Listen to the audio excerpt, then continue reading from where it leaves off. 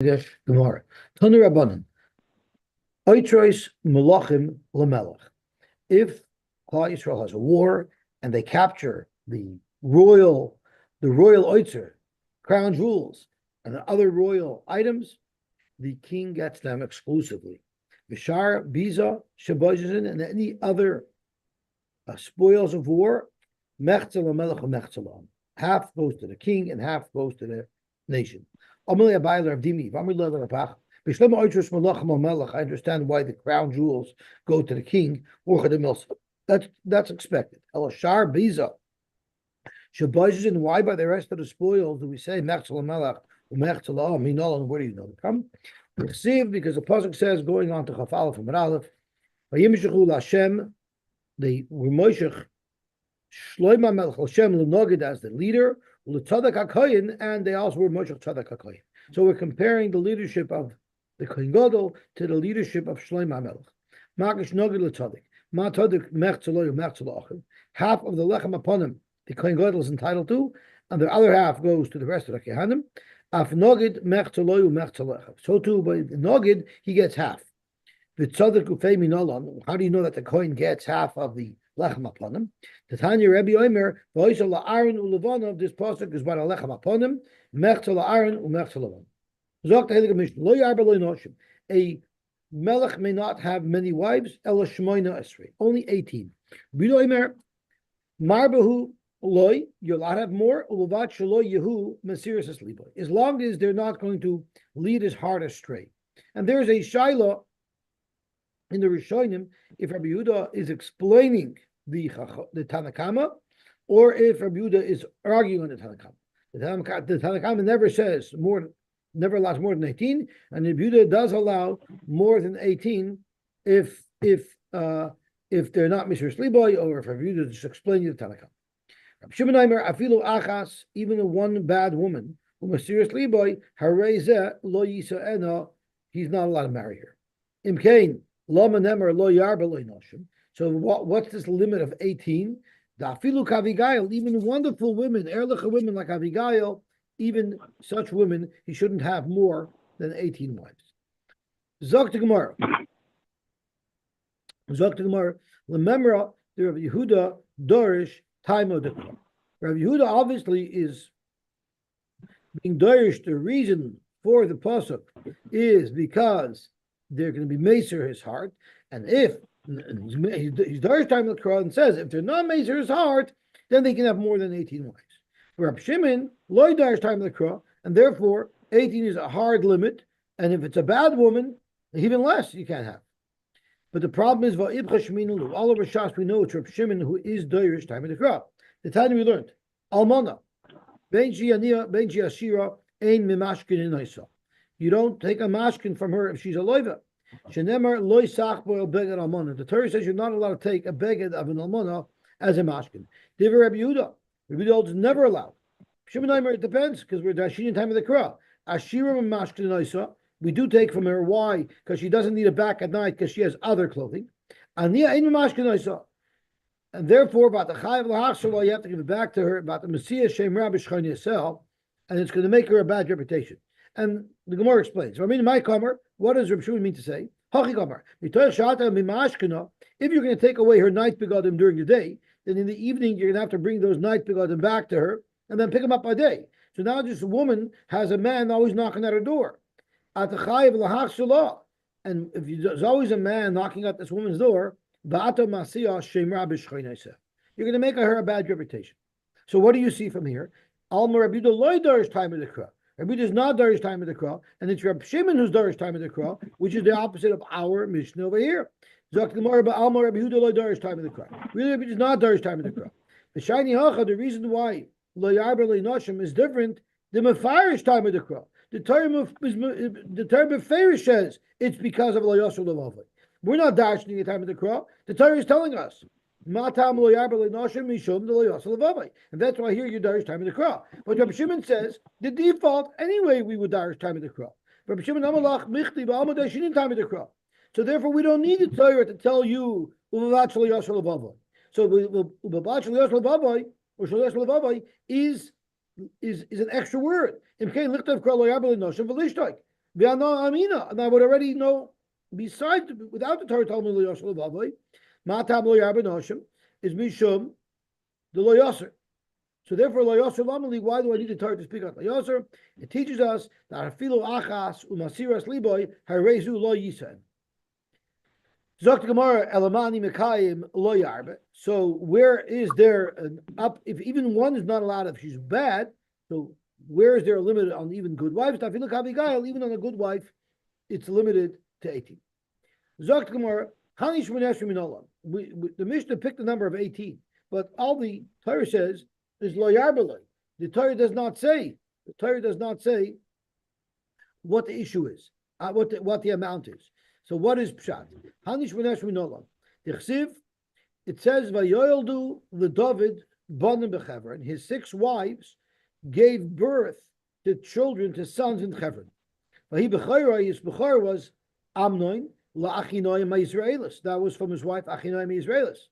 Umishneu kalev lavigail Eshes Novel HaKarmeli. Abigail was Eshes Novel, and she was his second wife, and she gave birth to Kalev. Vashlishi is Avshalom ben Macha. Varavi is Adoniya ben Chagis. Vachamishi Shafatya ben Avital. Vashishi, and the 6th child was Yisram la'egla Eshes David. Eli Yoldu LaDavid bechevron. These children were born to David from his 6 wives in Chevron. The Kamal Navi, and the Navi tells David HaMelech that Ima'at v'isivilach kahena v'kahena. Navi talks about his noshim, and then it says that if it's not enough for you, I can give you kahena v'kahena. So we know kahena was 6. There's the original amount of it was 6. So kahena would be shish. V'kahena is another shish. 6 times 3 is 18. Davlu tamni 3. That's how we arrive at the figure of 18. Matzko v'la Ema kahena tarti. Maybe kahena means tarti 3. 6 plus the original 6 is 12. And the second Ena, v'kahena, maybe doubles the 12. The Chahena is Esrim Varba, so maybe it's 24. And Tanya Namiyochi lo yarba l'noshim yoyser me Esrim Varba. So the Gemara says that in fact there's a Shita who argues on our Mishnah, and darshans Kohena v'Chena differently, and says that a Melech is allowed to have 24 wives. Now what about the Vav of the second V'Chahena? L'man Dorish Vav, that doubles it again, and it would be Arba Mushmoy Nahava, and a Melech can have 48 wives. Tanya Namiyochi lo yarba l'noshim yoyser. So we have a 3-way machloikis tanoim. Is a melech allowed of 18 wives, 24 wives, or 48 wives? The Tandidan my time. What is for our town that went with 18? Amavkana makish kahana basra likahena kama makahena kama shis av kahena basra shis. Frankly, more we have another problem because the 6 wives that were listed in the pasuk doesn't list Michal.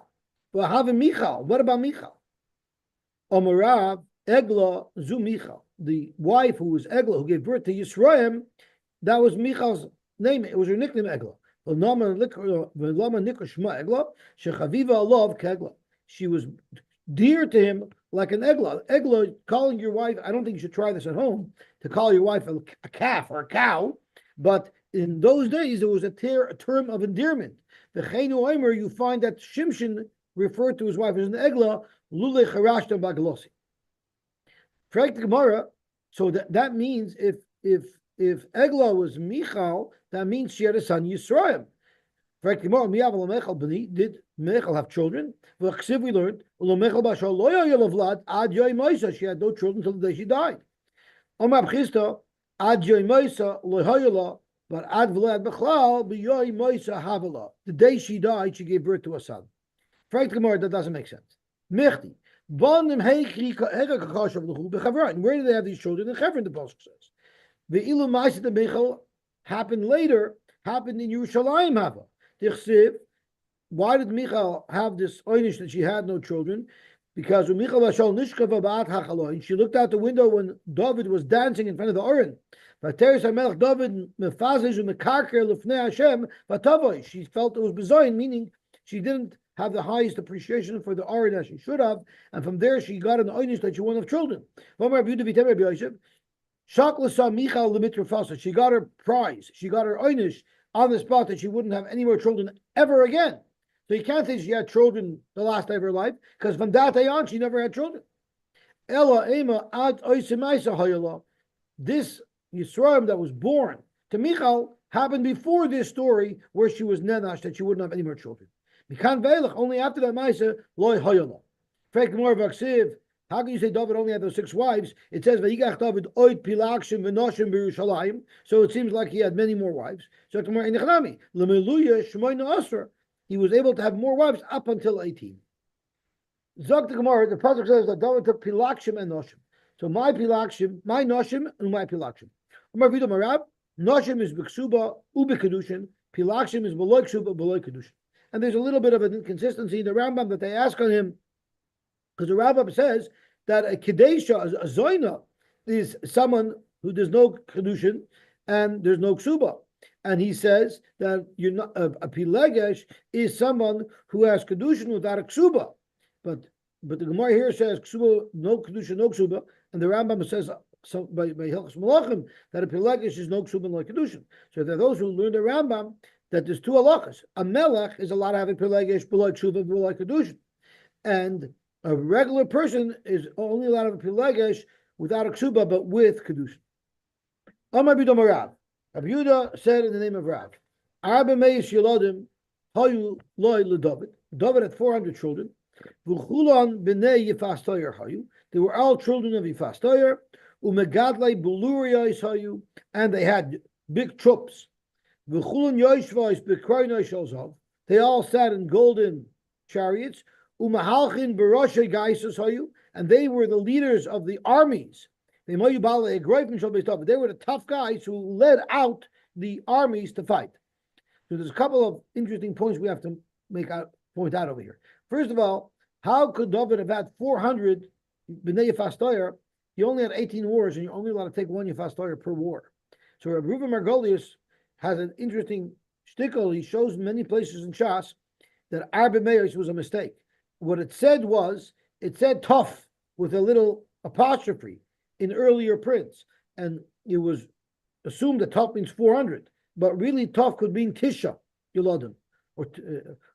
So therefore he learns in other places as well in the Gemara, he learns that could be it was a mistake. Like there's a place in the Gemara where it says that Rav lived for 200 years and Shmuel for 300 years, and he said that can't be.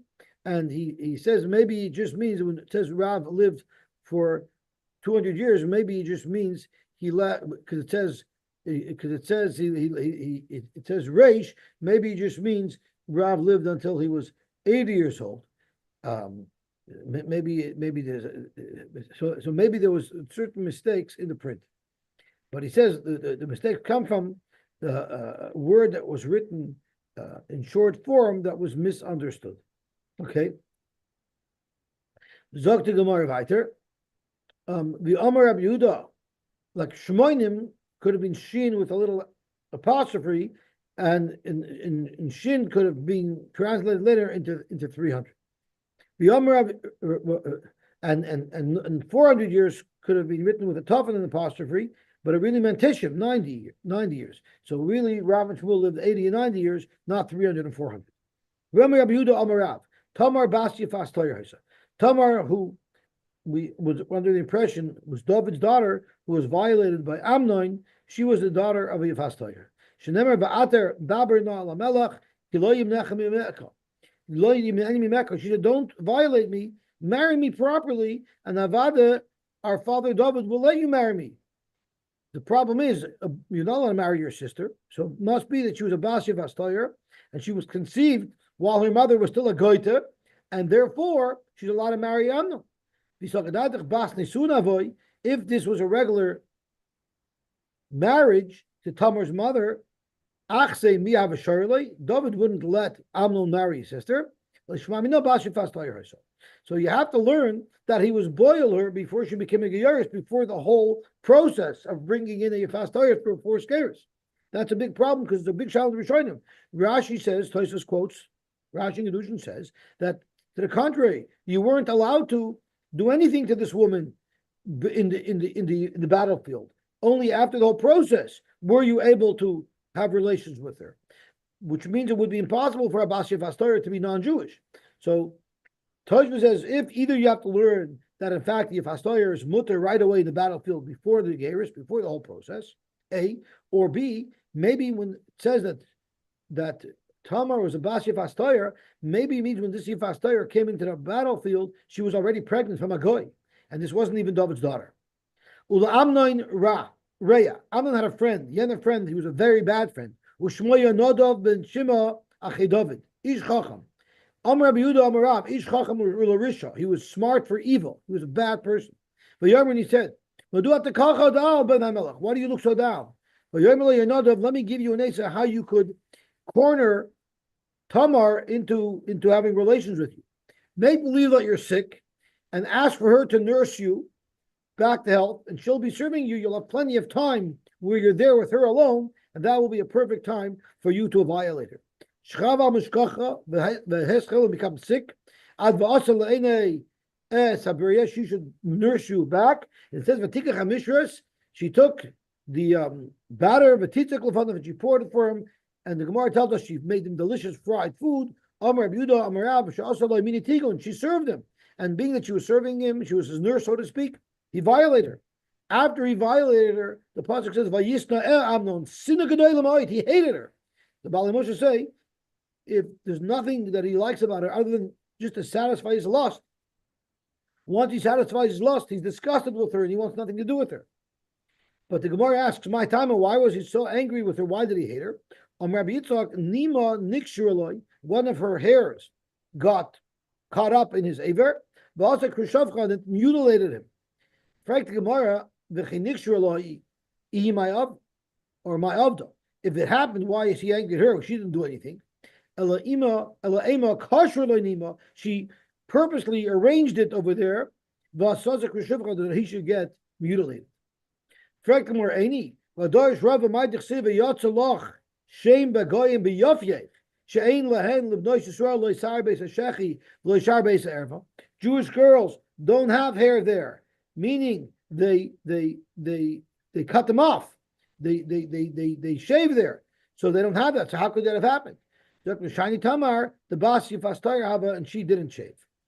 Now the Ben Yehoyada says it's highly unlikely that because of some loose hair, it's going to cause that Amnon should become a Krishavka. That's very not likely to occur.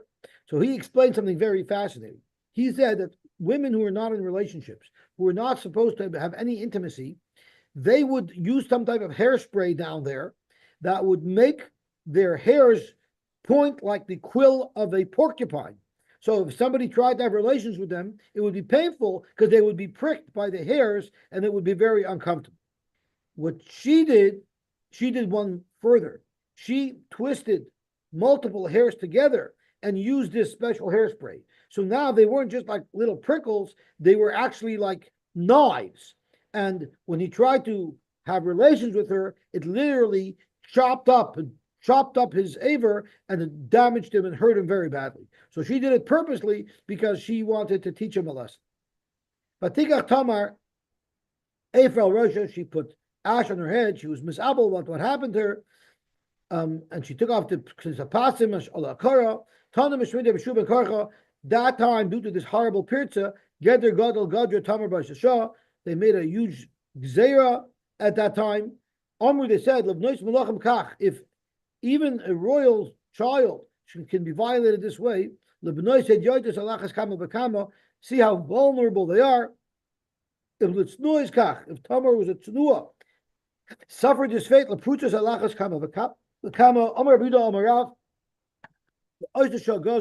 then and there they made a gzeira to Asr Yichud ala Yichud vala Pnuya. Yichud Daraisa. Sorry, ala Yichud ala Pnuya. Goyja on the Yichud, the Goyja on the Pnuya. Frank the Gemara, Yichud was a gzeira, Yichud is a Daraisa. Yichud Daraisa. No, Rabbi Yochanan Mishra Shimon Yitzchak. Remez le Yichud in the Torah 9. Where do you see a remez to the Israel Yichud in the Torah? Shenemar, it says in the parasha of Meses, Ki yisischa achicha ben imecha. If your brother with whom you share a mother is meses you to do avodah zarah.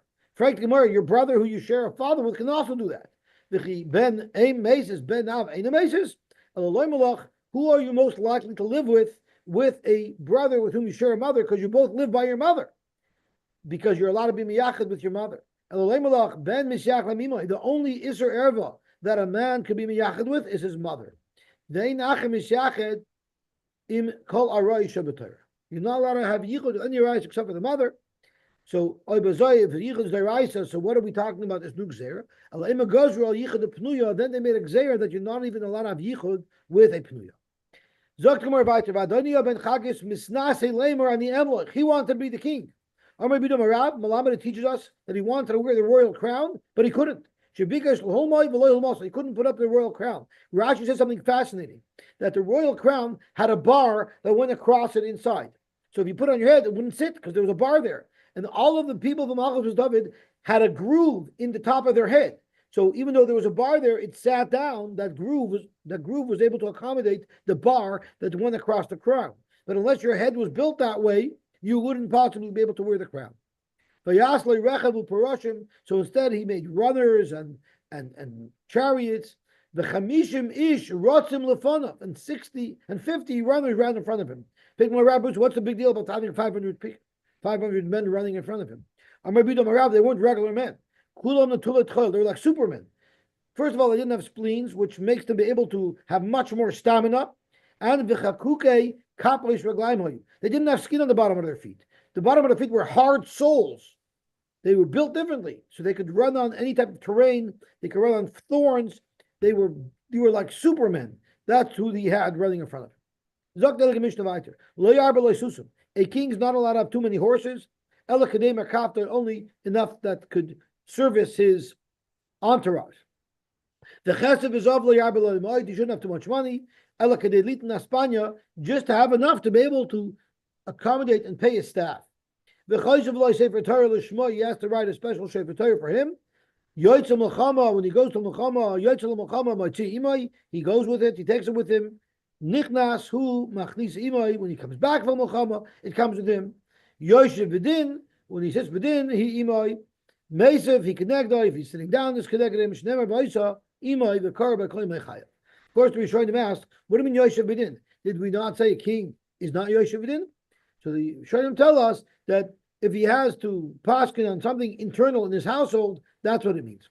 Taner Rabbanan, lo yarba lo susim. He's not allowed too many horses. Yachal afilu kadei makafta uparasha. You might think he's only allowed to have for himself. He's not even allowed enough to accommodate his entourage, his army. Tamadoimer loy ene marba avo marbu kadei richba uparasha. He's not allowed to have extra just for fun to collect horses, but for his actual needs, yes, he's allowed to have. Hamani mekayim susim. So what does it mean? Lo yarba lo susim loshen rabim. Susim habatlon. It means susim that are not there for a specific purpose. They're just there for his entertainment. How do you know that even if he has even one extra horse, he'll be over the lab? Harbois sus in singular form.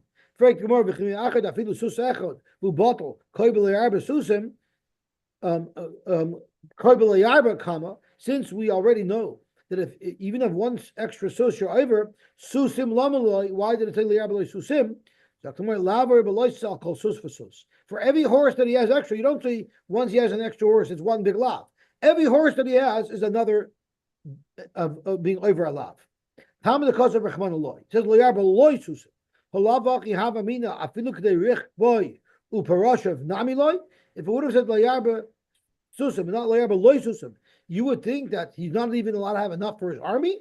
Avada, how could you say that? Of course, he needs to have the ones that he needs for his army.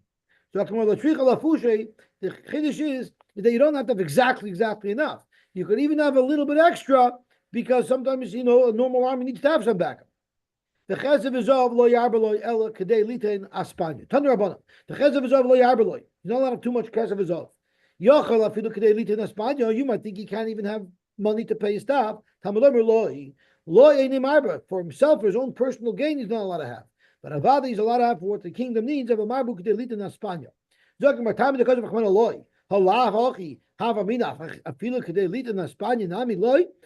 to tell me if you didn't say loy, I would have thought that you can't have enough for his army. That's partially he should be able to have enough for his army. So what's the loy?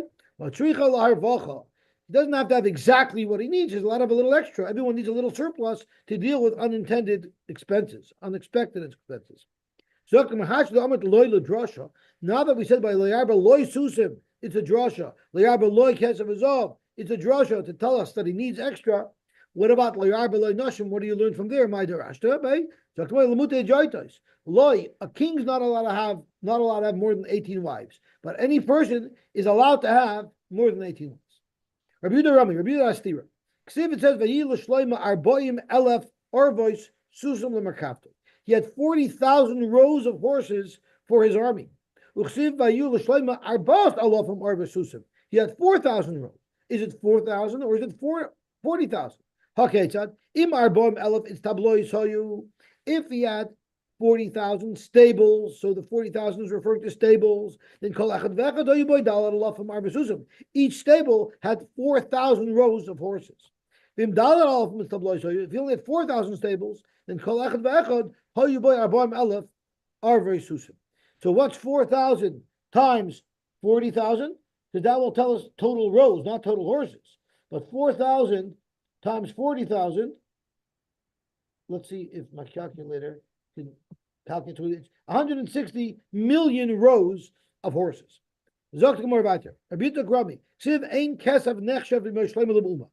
Money was nothing. Silver was nothing. That's how wealthy they were. But then it says, he threw it around like stones. Stones have value. It's more than Me'uma. So it seems like there was a point where Shlomo didn't have so much money, and now money had a little bit of a value. Before Shlomo did that very marrying Baspari, money was nothing. Now money had some value. It was at least worth kavod. When Shlomo Melech married Baspari, it was the first occurrence in a series of events that led to a lot of tzaras. Yard Gavriel HaMalach, v'natz kana b'yam. He planted a stake in the yam. The Helasirtoin in mud and debris started building up on it, and eventually Italy grew out of that. The Olav Nivna Krach Gadol Shabaraimi, and that's where Italy, maybe that's the boot of Italy, that's the bottom, maybe the toe, but that's where Italy came from. The bastion of Christianity started with the Aveira of Shlomo marrying Baspari. Why normally doesn't the Torah tell us the reason? Twice the Torah did tell us the reason for an Aveira. And Nichshal Bahem God Lo'ilam, the greatest of greats, was Nichshal, thinking that the rule didn't apply to them. So Amar Shlomo said, Ani Arba V'Le'asar, I'll be able to. The whole reason why is Le'asar, I'm above that. I won't be Nichshal. Uchsiv, Vahi Ela'ei Zikna Shlomo, Noshav Hitus Levavoi. So you see, even he fell victim. Uchsiv Le'arba Le'susim, V'Amar Shlomo, Ani Arba V'Le'ashiv, Siv Ateitze Merkeves Mitrayim B'Sheish. The Torah says, don't have too many horses because you're going to go to Mitzrayim, and that's exactly what ended up happening. The Chosh of Sefer Torah L'Shem. The Melech has to have a personal Sefer Torah written L'Shem him. Tana Ubavad Shelo Yisnoeh, or there are those who are Go Shelo Yisgoeh B'Shel Avoisav. He shouldn't use and show off his father's, he has to have his own. Omar Rabba, Aval B'Shanicha Le'Avoisav L'Adam Sefer Torah, even though a father left over to his son the Sefer Torah, mitzvah lichtayv mishaloi, a person has a mitzvah to write his own Sefer Torah. Shenemer va'ata kisvu lachem es hashir azois. Eisvei Abaye. The Mishnah says v'chayzav lo Sefer Torah l'shmoi shlo yisna b'shalachayim. It's mashma, that's a special halacha that applies to a king, not to a common person. Yet we just learned from Rabbah that a person has his own chiyuv to write a Sefer Torah. Melech in hedyitloi l'kmaloi tricha l'shtei Torahs. Every person has to write one Sefer Torah. The king has to write two Sefer Torah. Uchidetanya v'chasav lois Mishnah Torah kosav l'shmoi shtei Torahs. He has to have two Torahs. Achash sheyoytzav v'nichnas imay, one that goes with him wherever he goes. The achash shemunachas lo b'veis kenozav, and one that stays in the storehouses. Oysa sheyoytzav v'nichnas imay. We can read the brackets. Oysa shekim kameya v'toyla b'zroya. You hang it on the string and he holds it with him. Shneimar sheviza Hashem lo negli samid ki mimini ba'alemot. It will never leave my right hand. Surely he's not allowed to go to places that are inappropriate to take a Torah there. Where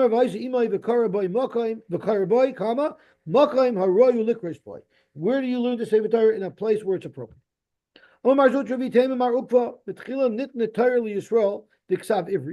when the Torah was originally given to us, it was given to us by Ksav Ivri. The font was Ksav Ivri, which is not our current font. V'Lashon HaKodesh, and it was in the language of Lashon HaKodesh. Chazar v'nitn lam b'mei Ezra, in the days of Ezra, Klal Yisrael received the Torah again, b'Ksav Ashuris v'Lashon Arami. It was a different print called Ksav Ashuris, which is our current print, but it was written in Aramaic. Birlan Yisrael Ksav Ashuris v'Lashon HaKodesh. Then Klal Yisrael decided that we're going to use Ksav Ashuris, and it's going to be written in Lashon HaKodesh. And they let the Jaitais use the old font, Ksav Ivris, v'Lashon Arami, and the different language, Aramaic. Who are the Jaitais that are going to remain with Ksav Ivris and Lashon Arami? Amar B'chizda Kutay de Kuta. My Ksav Ivris. What is Ksav Ivris? Amar B'chizda Ksav Livu Na'a. That's the Ksav Livu Na'a. It was a type of font that the Rashi says Oisios Gedolos can Oisios Shekoisen the Kameis and Mezuzos, but it's not our Ksav Ashuris. Tanya Yosy Aimer. Rayu Haya Ezra Shetinasein Torah Al Yodai Yisrael Il Malay Lekib Noi Moshe. Ezra Cipher was so in such a high madrega, he would have been Rayu to represent Klal Yisrael for Kabbalah Torah if Moshe wouldn't have already been Mekabel Torah. The Moshe Oimer Moshe Allah El Elokim. The Ezra Oimer who Ezra Allah Mibava, and we compare the two. Ma Aliyah Ha'amar Khan is to be Mekabel Torah. Af Aliyah Amar Lalon by Ezra Cipher was the Torah. But Moshe Oimer v'oisi tziva Hashem v'eisei l'lamid eschem chukim u'mishpatim u'be'ezru Oimer ki Ezra heichin levavoy lidrash as Torah Hashem aleikav v'lasais u'lamid b'Yisrael hokum mishpat. So you see, Ezra had those similar qualities of Moshe that he was royu to be Mekabel Torah for us. Even though we didn't get the Torah through Ezra, but he did make a profound change in our understanding. And our reading of the Torah in Nishtan al Yodei was changed through him. Haksav, the font. Shenemar uksav hanishtavan chasuv aramis umaturgim aramis. It says in Ezra that there was a changed ksav, but it was written in Aramaic, as we learned earlier. So you see, at that point there was a new font. Uksiv, and in Daniel it says the reason why nobody was able to read the writing that the Malach wrote on the wall in Belshazzar's palace is because it was the new font of Ksav Ashuris that nobody recognized yet. Loich Alan Ksava, it wasn't like the common font that we're used to, Lemikra Upshara, Loida Lamalka, so that anybody would be able to read it and explain to the king what it said, because it was a new font that nobody understood with the Ksav Ashuris, which was the new Ksav that was changed through Ezra. Because of his Mishnah Torah Azois, it says in the Chumash, Mishnah Torah Zois, to tell us Ksav Haroy Lishtanos. It was already predicted in the Torah that the font was going to change. Now, Lama Nikra Ashuris, why is our current font called Ashuris? Shala Imoyam Asher, because they brought it back with them from Asher, where they were in the Golos. After the first Beis HaMikdash, that's when this font was developed, and they brought that back with them to the Beis HaMikdash Hasheni to use this new font that we use. Okay, Baruch Hashem, we were to finish Daf Chov Aleph, and tomorrow, Beis Hashem, we will learn Daf Chov Beis. Everybody should have an awesome, Yishmaka, wonderful day.